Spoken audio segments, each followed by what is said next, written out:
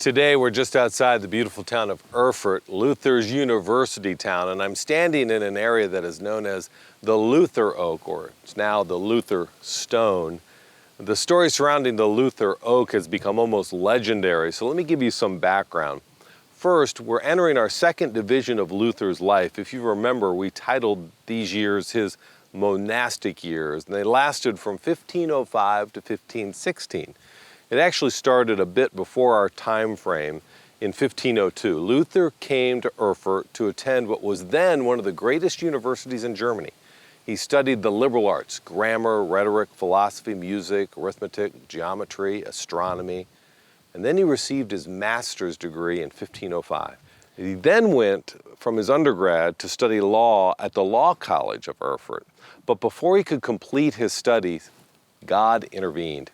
And here's the interesting part of the story. Luther was walking back to Erfurt on this path from his parents' home in Mansfeld when just outside the village of Stottenham, he encountered a thunderstorm.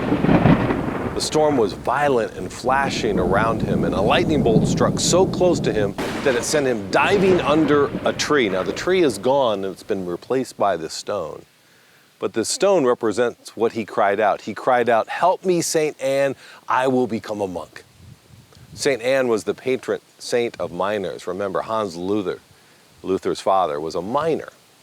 Now, rarely when people make these kinds of promises do they keep them, but Luther was a man of his word, and 2 weeks later, to the surprise of his friends and the fury of his father, Luther kept his vow. He turned over his law books, he sold them to his friends, and then he threw a party and he entered the Augustinian monastery. I want to take you to that monastery right now. Actually, it was at this very Augustinian monastery. Luther entered this monastery determined to do one thing, and that was to become a devout monk and to please God. He believed that it was his own righteous actions that were needed to make him justified before God. He once said that if ever a monk got to heaven by monkery, I was that monk.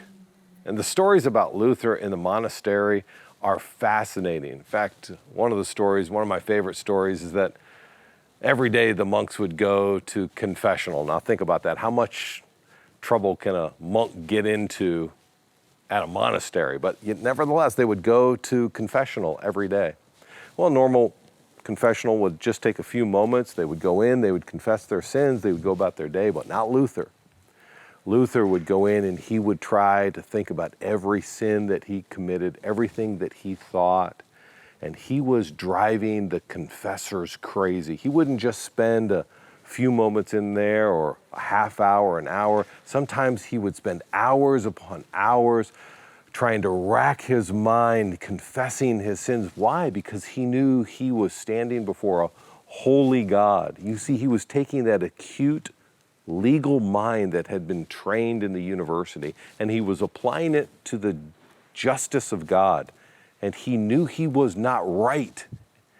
And at times he said he would come out of those marathon confessional sessions and he said he felt completely free until he remembered a sin that he forgot to confess. And he said it would plummet him to the depth of despair. Luther was becoming more and more withdrawn and depressed, realizing that he could never be good enough for God. Johann von Staupitz, the vicar general of the Augustinians in the region, was becoming worried about his young monk, and he decided to send him on a pilgrimage to Rome. Staupitz thought it would be good for Luther's soul to get out. Luther got to Rome and was utterly disillusioned by what he saw. Upon climbing the Sacra Santa, the holy stairs, an act for which a pilgrim would earn an indulgence, he uttered the famous words, "Who knows if this is even true?" Luther was looking to his church for something, and instead he found disillusionment.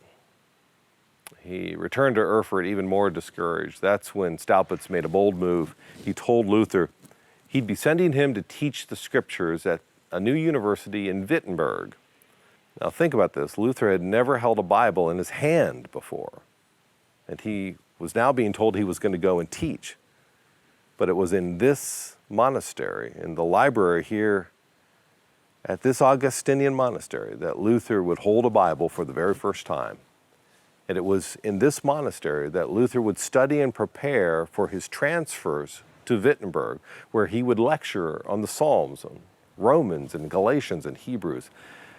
You don't have to spend much time in those books to recognize that salvation that Luther was seeking can be found in those very books, in the Word of God. And that is exactly what happened.